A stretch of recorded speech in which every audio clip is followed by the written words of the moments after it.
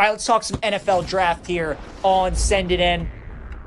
Been doing this the last couple days. Again, counting down the days until the draft. It's coming up not this Thursday, but next Thursday, so it'll be here before we know it. We've kind of been looking at 5 teams every day. We got these markets out on BetMGM. Each team, who's going to be the first position that they draft with their first pick in the upcoming NFL draft. And we'll look at the the Los Angeles Chargers to start today. They are the favorite to grab a defensive lineman and edge rusher at plus 135. However, I'm looking at the tight end position and the wide receiver position. Tight end's plus 350, wide receiver is plus 750. Seen a lot of mock drafts right now that have the Michigan tight end Colston Loveland going to the Chargers potentially, or kind of going in that neighborhood. Tyler Warren's probably going to be about a top 10, top 15 pick. But Colston Loveland is going to be like in the low to mid 20s. And obviously Jim Harbaugh used to be Colston Loveland's coach at Michigan, would be the perfect fit for that offense. So I think if Loveland's on the board, makes a ton of sense. Tight end plus 350 for the Chargers.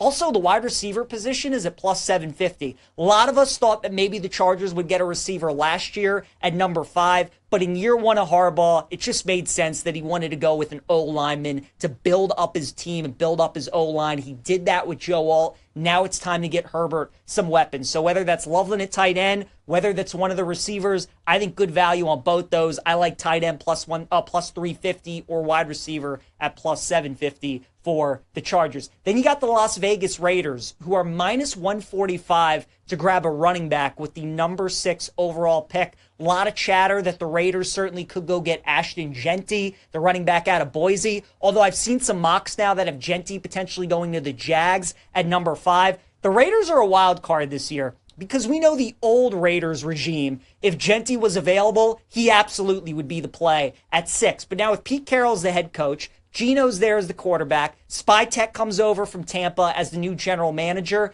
Kind of don't know what Tampa's going to do, what Las Vegas is going to do with their first pick.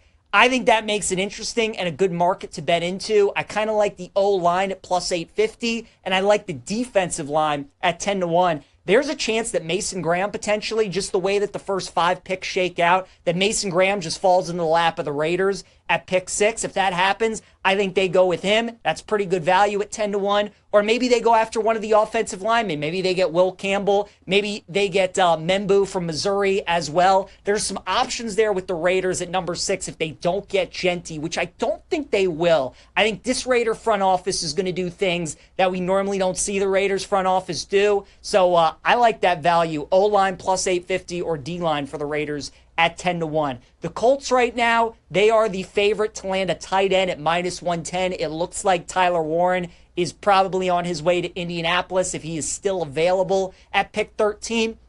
The Bears certainly could scoop him at pick number 10 potentially. But I think that this is one where I would take a long shot. If you're looking to bet into the market of what position the Colts are going to draft first, kind of like the idea of them getting a wide receiver at 35-1. Obviously, you need to help improve Anthony Richardson. You need to help him continue to grow. What better way to do that than get yourself a speedster, a playmaker, a guy like Matthew Golden? I think makes a lot of sense for the Colts. So at 35-1, I think that could be worth a little bit of a sprinkle. The Green Bay Packers right now, they are the favorite to get a defensive lineman at plus 115. Also a cornerback at plus 190. And that's where I would look. The uncertainty right now around Jair Alexander, whether or not he's going to be back, I would look at plus 190 for the Green Bay Packers. And then the Minnesota Vikings right now, for them to get an offensive lineman is plus 325. You got J.J. McCarthy working him back from a serious leg injury.